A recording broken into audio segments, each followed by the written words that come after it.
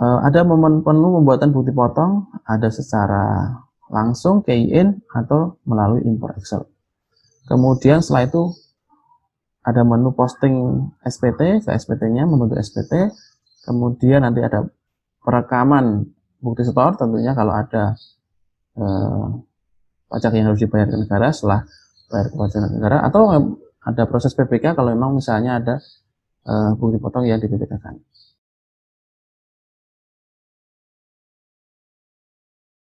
Assalamualaikum warahmatullahi wabarakatuh. Hai sobat channel Omah Awani. Baik, pagi ini kita akan menyampaikan video sosialisasi terkait dengan e-Bupot PPH pasal 23 dan 26.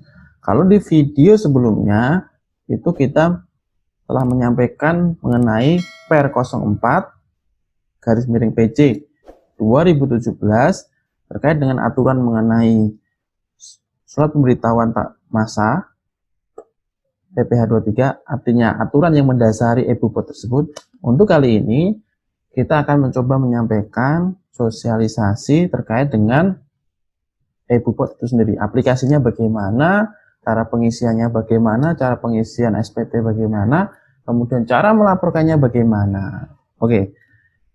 Untuk teman-teman wajib pajak semuanya, per 1 Agustus 2020 ini, khususnya untuk wajib pajak yang telah dikukuhkan menjadi pengusaha kena pajak atau PKP, atau yang punya kewajiban PPN, sudah diwajibkan untuk melaporkan SPT masa PPH 23 menggunakan e-Bupot. Baik dari pembuatan bukti potong sampai dengan pelaporan sudah harus menggunakan aplikasi e-Bupot kali ini. Oleh karena itu, sangat penting bagi teman-teman sekalian untuk mempelajarinya. Tapi jangan salah juga, direncanakan, nah ini kan masih bulan Agustus dan belum keluar cap-nya, direncanakan nanti 1 September 2020, seluruh wajib pajak yang wajib elektronik, yang selama ini masih menggunakan ISPT, diwajibkan untuk menggunakan aplikasi e-Bupot ini, gitu. Jadi teman-teman jangan salah, jangan nanti kalau misalnya sudah ditegur, jangan-jangan, oh saya kok nggak dapat aturannya, saya nggak dapat dikasih tahu. Nah, ini adalah saatnya teman-teman memang untuk kondisi seperti saat ini, kita tidak akan pernah mengadakan atau kita belum bisa mengadakan sosialisasi tatap muka di ruangan, di kantor. Nah, sosialisasi yang kita lakukan adalah dengan daring atau internet, gitu. Oke, kita buka langsung saja ke aplikasinya. Jangan lupa untuk subscribe channel Omah Awani ini, karena subscribe itu gratis. Oke, wajib subscribe ya. Oke, kita lanjut ke sosialisasi e-Bupot. Oke.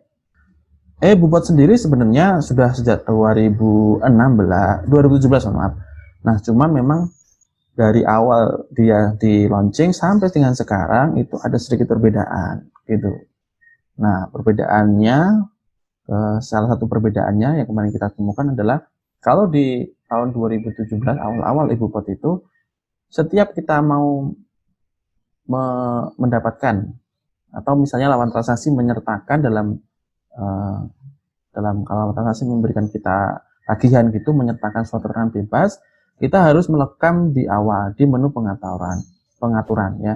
Nah, untuk e-Bupot versi kali ini itu tidak lagi di bagian pengaturan untuk penginputan SKP-nya, tetapi langsung nanti pada saat membuat e-Bupot, elektronik bukti potong, kayak gitu.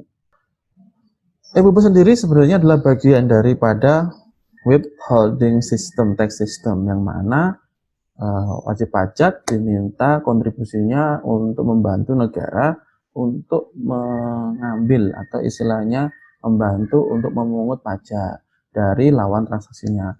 Untuk yang PPH 23 dan 26 ini terkait dengan jasa-jasa atau penghasilan-penghasilan yang memang sudah diatur dalam pasal 23 dan 26 Undang-Undang PPH, gitu. Jadi memang rujukannya adalah Undang-Undang PPH. Memang kali ini tidak kita akan bahas penghasilan jenis penghasilan mana saja yang menjadi objek pajak PPh pasal 23 dan 2, nanti silakan kita akan buka mungkin video yang lain gitu kan.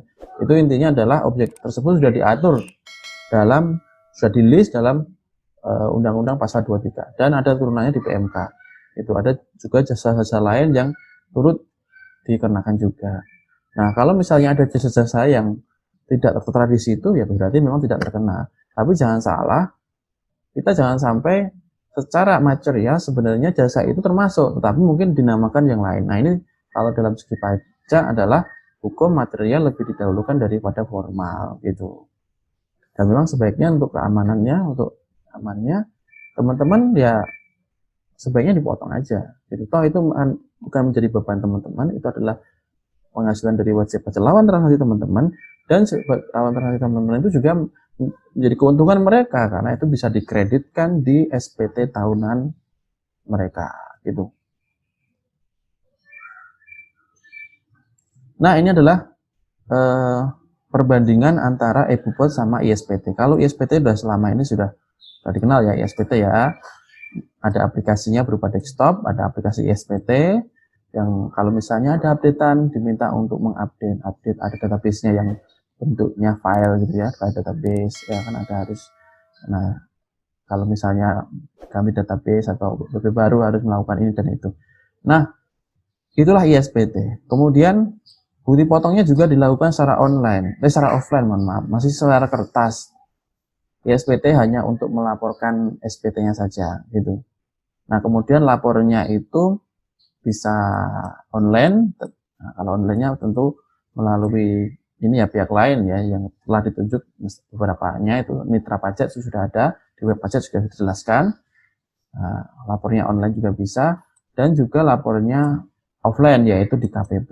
Jadi kadang teman-teman bisa kirim di KPP atau kirim pos berupa CD, CSV dan lampirannya.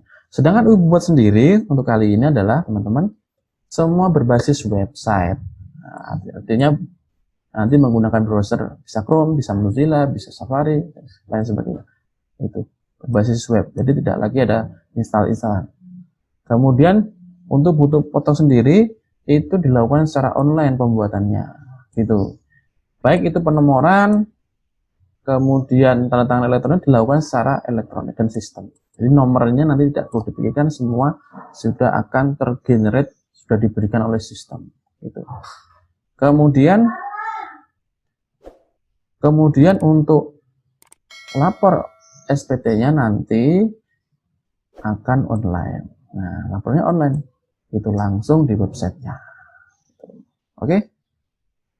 Nah, dan tentunya menggunakan serter. Dan saya tegaskan barangkali masih ada pertanyaan bahwa serter untuk e-Bupot PP23 ini sama dengan sertifikat elektronik untuk PPN. Jadi tidak perlu nanti meminta serter ulang kalau memang sudah punya.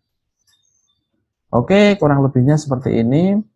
Menggunakan browser, kemudian terintegrasi dengan web pajak atau DJP online, kemudian tanda tangannya elektronik, kemudian nanti ada tentunya kalau web pajak itu ada aktivasi EVIN, registrasi ke web pajak, kemudian aktivasi lagi ya kan. Kemudian kalau memang dia belum punya sertifikat elektronik, dia harus daftar lagi untuk dapatkan.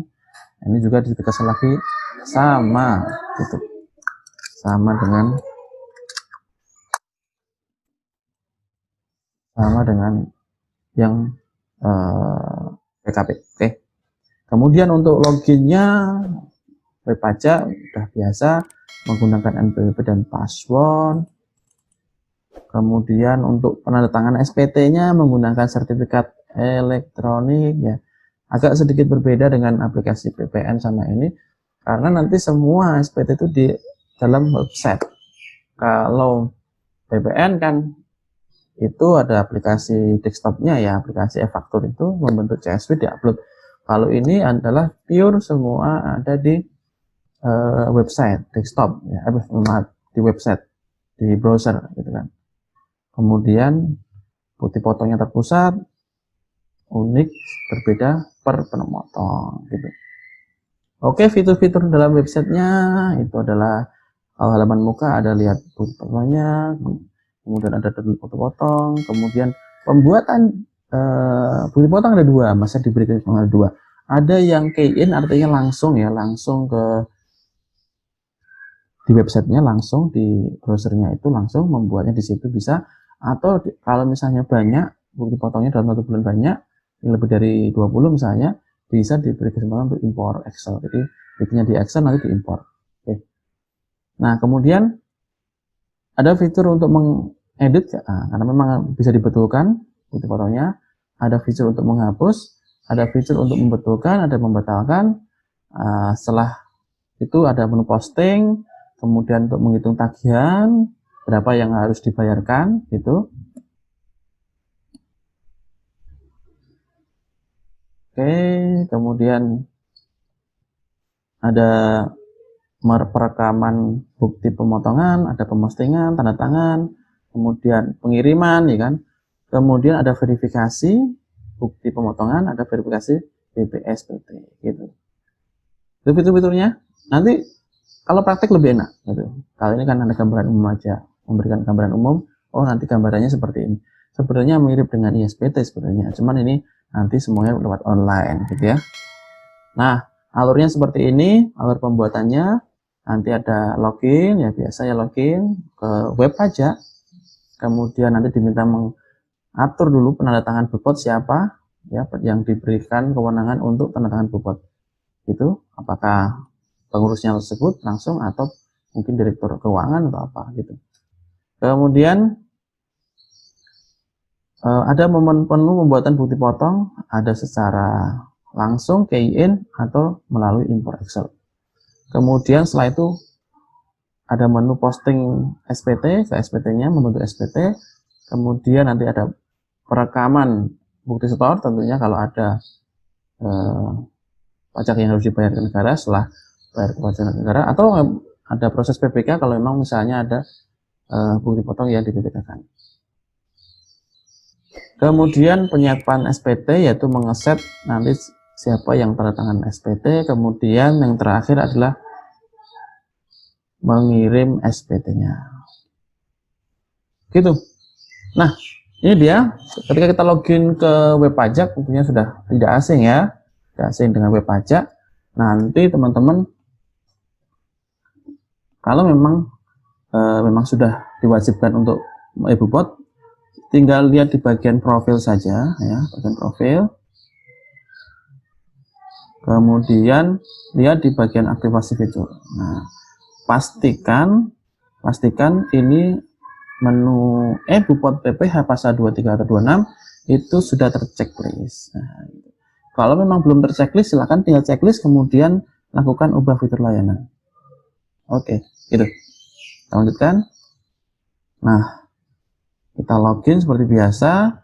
Menunya ada di menu lapor di sini ya, menu lapor ya, gitu kan. Nah, di sini ada menu pra laporan, ya kan. Tinggal silahkan milih e-bobot. Oke. Nah, tampilan dashboard seperti ini ya. Di sini ada SPT, daftar SPT yang telah dikirim, ada menu-menunya, ada tahun pajaknya. Nanti ini Anda bisa dilihat apakah itu lihat BPN-nya atau lihat daftar bukti potongnya sudah ada, lihat SPT induk. Ada juga menu untuk mendownload bukti potong gitu. Oke. Nah, ada juga bisa mencetak bukti pelaporan elektronik ya, penerimaan elektronik seperti ini. Bentuknya agak sedikit berbeda dengan SPT seperti yang lain, ya kan. Kemudian kalau SPT lain dikirimkan melalui ini ya email ya, kalau ini tidak, ini langsung dimunculkan di dashboardnya e-bobot. Oke, ada QR code-nya juga untuk mengecek kebenaran dari pelaporan tersebut. Oke, di sini juga ada daftar bukti potong, nah, seperti ini. Ada buktinya, ada ID yang dipotong, tahun atau masa pajaknya, itu kemudian pembetulan atau tidak, kemudian nilainya berapa, PP yang dipotong berapa. Nah, bukti potong juga bisa di-download, ya, bentuknya seperti ini bukti potongnya. Ada pertanyaan apakah ini perlu di print sepertinya bukti potong yang lain? Nah, ini sama seperti faktur ya, yang sekarang bentuknya berupa file PDF.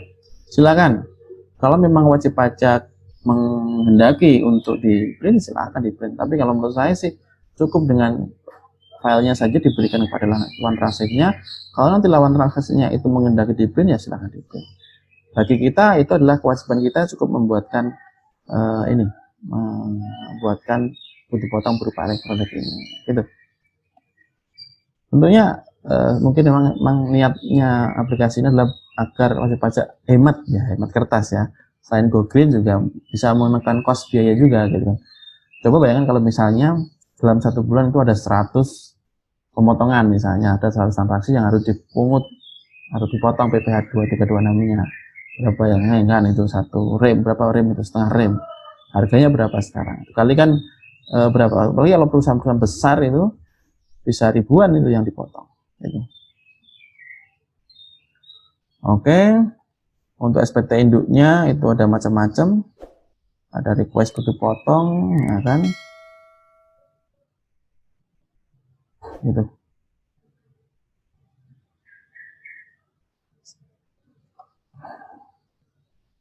Nah, ini tadi yang dilakukan pertama kali. Sebelum kita melakukan membuat bukti potong, jangan lupa untuk pertama kali kita harus mengset penandatangan. Kan kalau bukti potong itu pasti di bawahnya, kalau yang manual pasti ada tanda tangannya kan. Nah, itu juga ya kita harus rekam penandatangan bukti potong.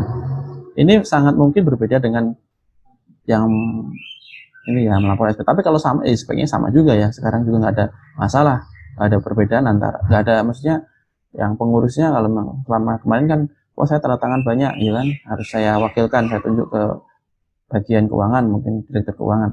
Kalau sekarang karena memang tidak perlu tanda tangan, tidak perlu, ya, bisa langsung aja direkturnya gitu. Tapi memang di dalam iBupot ini sudah sangat memungkinkan untuk memilih penanda tangannya, dan pastikan ini apakah statusnya aktif atau tidak gitu. Nah, kalau misalnya gimana kalau misalnya penanda tangannya adalah wanita yang menikah dan NPWP gabung suami? Ini sudah diberitahukan, caranya adalah dengan NPWP-nya kasih 00, ya, kemudian tinggal dituliskan namanya siapa. Oke, ini adalah daftar bukti potong ya, atau bukti potong 23. Di sini adalah daftar bukti potong yang selama ini sudah dibikin. Nanti tinggal kalau ingin menghendaki buat baru, tinggal diklik sini, buat baru gitu. Oke, ini juga kita jelaskan penjelasan mengenai statusnya ya kan. Statusnya ada macam-macam ya, ada yang SPT sudah kirim, ada belum posting, ada SPT belum kirim ya kan, ada ganti, hapus, batal. Ini status-status yang mungkin akan muncul di menu daftar bukti potong 23.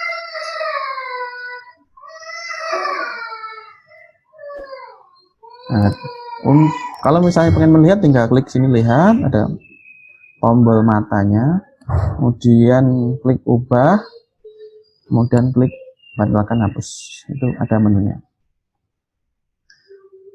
Oke, daftar bukti 26 juga seperti ini, hampir sama ya. Nah, sekarang kita di menu perekaman. Di menu perekaman tentunya kalau kita sudah mendapatkan tagihan atau mendapatkan transaksi ya, kita sudah membayar, kita motong, kita bikinkan bukti potongnya. Nah, caranya bagaimana? Ya tinggal ke menu perekaman buat tadi, kemudian kita tinggal pilih tahun pajaknya kapan. Kita pilih di sini, kemudian masa pajaknya kapan.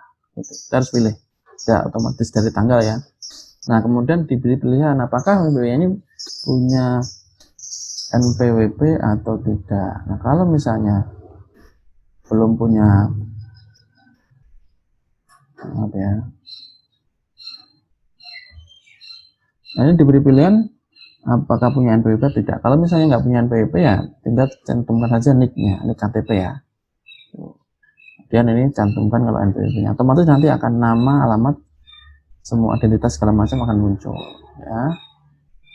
Nah, kalau misalnya ini menggunakan NPWP istri, suami istri ya tinggal di nanti centang sini kita tuliskan siapa nama istrinya, gitu ya.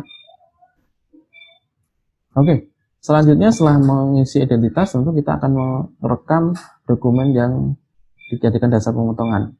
Dokumen banyak ya, ada mungkin invoice, ada mungkin faktur, invoice tagihan ya, mungkin juga kwitansi juga bisa atau apa, itu nomornya itu kita cantumkan untuk agar membedakan antara transaksi satu dengan transaksi lainnya. Tinggal klik tambah di sini, dan ini memang dasar pemotongan ini karena memang satu bukti potong ini bisa untuk beberapa kali transaksi asalkan lawan transaksinya itu sama NPWP-nya dan atas objek pajak yang sama, itu bisa dibuatkan satu aja cukup ya. Ini dasar pemotongannya banyak banget ya, lihat ini ada pengumuman, ada bukti potong, banyak banget. Nanti tinggal dipilih saja, kemudian nomornya berapa, nomor dokumennya itu, kemudian tanggalnya berapa. Nah, setelah itu kita membuat pajak penghasilan dipotong, itu jenis kode objek pajaknya apa gitu kan. Kode pajak itu misalnya apakah itu hadiah, apakah itu sewa, kemudian apakah itu dividen, apakah jasa, semuanya sudah ada di sini, tinggal dipilih gitu. Kemudian jumlah peredaran brutonya berapa gitu, tinggal dimasukkan saja. Oke, nah nanti tinggal yang terakhir adalah membuat siapa pendatangannya, itu kan suruh milih apakah kuasa atau dari pengurus sendiri, nanti dipilih situ. Tentunya kalau sudah menginput di menu pengaturan ya, pendatangan bukti potong ya. Nah, tinggal nanti dicentang aja sini, kemudian tinggal disimpan. Itu. Oke. Nah, saya tadi lupa. Nah, di sini juga ada namanya pilihan ya. Kalau misalnya wajib pajak ini memiliki ada pilihannya kan, maaf ya, ada dia barangkali ada kemungkinan dia memang tanpa fasilitas, biasa saja transaksi seperti biasa yang harus dipotong, atau kalau dia punya fasilitas ya kan, fasilitas ada dua ya kan, ada SKB, ada SKD. Nah, fasilitas-fasilitas tersebut kita tuliskan dalam di sini gitu kan, di kolom ini. Oke, gitu ya, kita masukkan aja nomornya kemudian tanggalnya gitu. Kalau memang dia termasuk ditanggung pemerintah, kita masukkan di sini gitu. Oke, tadi sudah dijalankan. Nah, sekarang pembuatan pasal 26.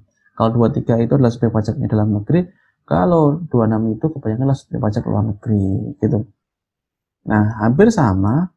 Kita minta untuk tahun pajaknya, masa pajaknya kapan, kemudian tax ID number itu artinya, jadi setiap wajib pajak luar negeri pun ya kayak kita dalam negeri yang punya NPWP, mereka punya nomor juga di sana, itu nomor pokoknya di sana. Tentunya mungkin panjangnya akan berbeda dengan seperti di Indonesia ya, Indonesia 15 digit. Karena mungkin lebih panjang atau berapa. Nah, itu kayak kita harus minta berapa ya. Kemudian tentukan namanya, alamatnya di mana, ya kan, kemudian negaranya mana, tanggal lahirnya, nomor paspornya pasti punya kalau orang negeri, nomor kitasnya atau kitab gitu. Nah, kemudian ini sama dokumen referensinya apa, kemudian tentunya kalau dia itu ada pilihannya ya, ada pilihannya apakah dia itu sama seperti tadi, apakah ada fasilitas, kemudian apakah dia ada P3D atau tidak. Kalau memang dia ada P3B, maka cantumkan nomor SKD dan P3B-nya gitu. Kemudian kalau memang dia ditanggung pemerintah, klik di sini. Kemudian di sini juga sudah menunjukkan dokumen pemotongan. Nah, ini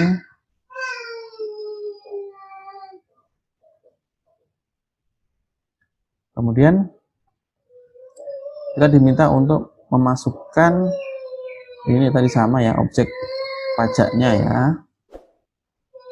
itu pajaknya jumlahnya berapa, kemudian kalau misalnya ada perkiraan penghasilannya itu berapa, tarifnya berapa, kita hitung, akan muncul otomatis PPh yang harus dipotong berapa.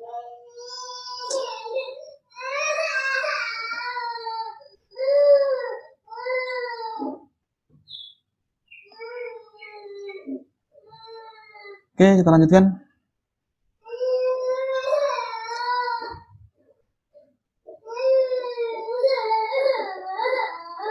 Selanjutnya nanti terakhir juga sama, nanti diminta untuk menentukan siapa penanda tangannya. Itu. Habis itu tinggal centangnya aja dan klik simpan. Sangat mudah. Oke, sangat mudah. Itu. Nah, selanjutnya kita diberikan apa istilahnya itu, diberikan pilihan untuk bisa import Excel. Nanti tinggal di sini aja, nanti dipilih download aja ininya apa istilah formatnya, kemudian nanti diupload Excelnya di sini. Gitu. Nah, setelah diimpor nanti tentunya ada apa istilahnya keterangan upload, nanti tinggal diikuti aja. Kalau memang gagal ya kan, nanti tentunya akan ada keterangan di sini. Oke, ini kena import Excel kan. Nah, setelah semua ini ya, setelah semua bukti potong kita bikin ya, baik tadi bikinnya langsung melalui browsernya atau melalui impor Excel, selanjutnya adalah kita posting SPT-nya. Kita pilih tahun pajaknya, kemudian kita pilih masa pajaknya. Kan? Kita cari, habis itu kita posting. Itu. Nah, selanjutnya setelah kita posting tentunya akan muncul tagihannya berapa, muncul di sini berapa. Ini langsung bisa dibuatkan kode billingnya, gitu. Karena untuk membayar perlu kode billing kan, itu bisa langsung dibuatkan kode billingnya. Klik di sini. Nah, kemudian setelah dibuat kode billing dibayar, tinggal bukti fotonya kita inputkan di sini. Nah, untuk penyetoran bukti billing itu bisa melalui setoran pajak, bisa dengan pemindah uang. Gitu. Oke. Nah, akan muncul ini ya, daftar SPT pajak ya. Di sini ada yang menunya, ada yang siap kirim, ada yang sudah dikirim, ya kan? Ada yang menunya lengkapi. Nah, kalau memang sudah siap kirim, tinggal langsung kirim. Tapi kalau memang harus dilengkapi, nanti klik lengkapi, gitu. Nah, kita coba ini yang lengkapi data, ya kan? Klik lengkapi data, slide, penyiapan SPT. Nah, yang perlu disiapkan apa ya? Ini sebenarnya adalah yang perlu disiapkan itu adalah penandatanganan daripada SPT, ya kan? Di sini akan muncul ikhtisar dari SPT yang kita buat, ya kan? Kita ikhtisar. Kalau misalnya di sini muncul misalnya ada yang belum masuk SPT, ya kita masukkan, kita posting dulu, kita posting ulang, gitu. Kita pastikan semuanya sudah masuk ke SPT. Nah, yang dimaksud melengkapi penyiapan SPT adalah, nah ini kita masukkan siapa nanti penandatangan SPT-nya, gitu. Tentu yang pengurus ya, yang sebagai wakil wajib pajak kalau dia badan, atau memang wajib pajak itu sendiri. Setelah kita klik, nanti habis itu kita simpan. Udah, itu aja untuk menyiapkan SPT. Itu menyiapkan SPT sangat mudah, tinggal klik di sini. Kalau memang ada ada pembayaran SPT yang belum kita rekam, ya kita lengkapi dengan perekaman bukti potong, bukti bayar, bayar. Oke. Nah, kita selanjutnya adalah kirim SPT. Nah, di bagian akhir ini ya sudah sangat gampang sekali ya. Nah, di sini ikhtisar juga, itu ada lampiran 1, ini sama seperti SPT yang biasanya ada lampiran, ada induk ya. Ada lampiran 2, lampiran 1 itu daftar PP23 yang sudah disiapkan, ada lampiran 2, ada induk SPT, nah terakhir adalah kirim. Gitu. Ini adalah ikhtisarnya, ada berapa masa dibayar, ada 26-nya, ini berapa. Nah, ini halaman 2-nya. Kemudian induk SPT-nya ini berupa website ya, tinggal dilihat aja sudah benar atau belum. Pastikan sebelum kita ngirim, kita pastikan sudah benar dulu, karena ini adalah bentuk pertanggungjawaban dari kita untuk melaporkan SPT dengan benar dan lengkap gitu. Walaupun memang ada menu pembetulan, tapi setidaknya pastikan dulu sebelum kita laporkan, kita lengkapi, kita pastikan benar gitu. Ini sama seperti SPT biasanya. Nah, ini yang terakhir adalah data ini penandatangannya, tinggal klik bagian kirim ya kan, nanti tinggal klik kirim di sini. Nah, pada waktu kirim nanti akan diminta untuk melengkapi sertifikat elektronik. Nah, tinggal saja kita siapkan filenya, sertifikat elektronik, kita pilih, kita masukkan passphrase-nya. Jadi passphrase itu apa? Mungkin ada yang tanya gitu ya. Passphrase itu gini, setiap orang yang meminta sertifikat elektronik KPP pasti akan disuruh menyiapkan passwordnya, password filenya itu untuk buka file itu. Nah, itu namanya passphrase. Jadi yang passphrase itu yang bikin adalah wajib pajak sendiri yang dulu minta, bukan KPP gitu kan. Nah, itu yang disiapkan. Kalau saran saya ya, kalau misalnya memang bukan orang yang bisa mengingat ya, tulis, catat di buku yang mungkin rahasia ya teman-teman, agar nanti ketika diperlukan tidak lupa gitu. Oke, selesai, itu aja untuk pelaporan. Tinggal sudah muncul bukti penerimaan elektroniknya, sangat gampang kan itu.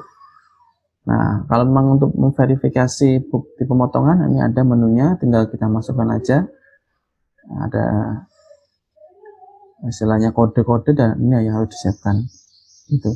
BPE juga bisa diverifikasi kebenarannya, apakah BPE yang itu benar atau tidak. Itu selesai. Sosialisasi e-Bupot selesai. Itu sangat sederhana atau hal gampang bagi yang sudah terbiasa dengan e-faktur, sudah biasa dengan ISPT. Itu ini bukan hal yang gampang, yang sulit gitu, yang sulit, sangat sederhana. Bahkan dulu ada rencana bahwa e-faktur pun juga akan lewat website, jadi semuanya lewat website. Tapi tentunya semua harus disiapkan oleh tim IT kami, IT DJP gitu. Nah, jadi teman-teman, memang di era ke depan ini, namanya era teknologi informasi seperti saat ini, semuanya tentunya akan mengarah ke online, ke elektronik ya kan, tidak lagi kertas, tidak lagi harus bertemu fisik ke kantor segala macam. Apalagi dalam menu pandemi seperti ini sangat-sangat diperlukan ya, diperlukan untuk biar menjaga kita memutus rantai COVID-19 gitu. Baik, barangkali itu yang bisa saya sampaikan. Untuk pertanyaan-pertanyaannya bisa dicantumkan di bawah komentar, nanti kita bahas. Nanti kita juga akan buat video tentang pertanyaan-pertanyaan yang kemarin ditanyakan di waktu sosialisasi e-Bupot. Nanti sudah ada listnya, nanti kita akan satu persatu gitu. Tunggu saja video berikutnya. Jangan lupa subscribe di channel Om Afani ini, karena subscribe itu gratis gitu. Bye bye. Assalamualaikum warahmatullahi wabarakatuh.